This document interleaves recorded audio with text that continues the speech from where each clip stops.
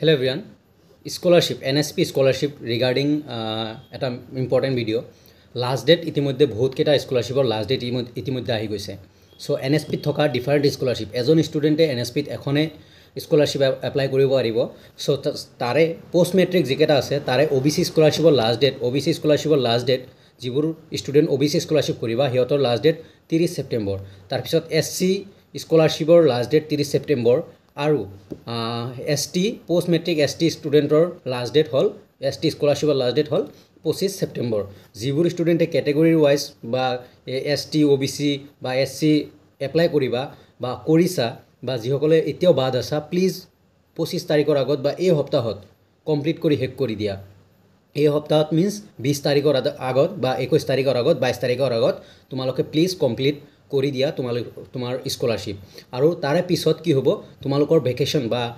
পূজাৰ বন্ধ ষ্টাৰ্ট হৈ যাব মিনিমাম 10 to 15 ডেজ বন্ধ থাকিব চ' প্লিজ তোমালোকে এজ সুন এজ পচিবল তোমালোকে স্কলাৰশ্বিপ এপ্লাই কৰা যিবোৰ ষ্টুডেণ্ট ঈশানোদয় কৰিবা সিহঁতৰ কাৰণে বহুত টাইম আছে 31 অক্টোবৰলৈকে আছে বাট তোমালোকেও এই ছেপ্টেম্বৰৰ লাষ্ট উইকত বা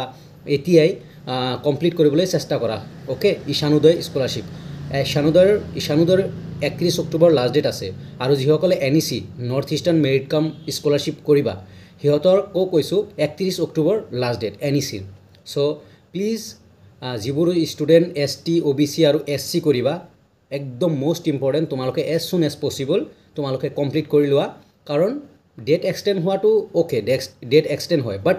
ৰিস্ক নল'বা এজ সুন এজ পচিবল তোমালোকে যিমানখিনি পাৰা এপ্লাই কৰি দিয়া আৰু ভেৰিফিকেশ্যনৰ কাৰণে কলেজত ছাবমিট কৰি দিয়া ST OBC আৰু SC যিসকলে পাৰ্টিকুলাৰ কৰিবা আৰু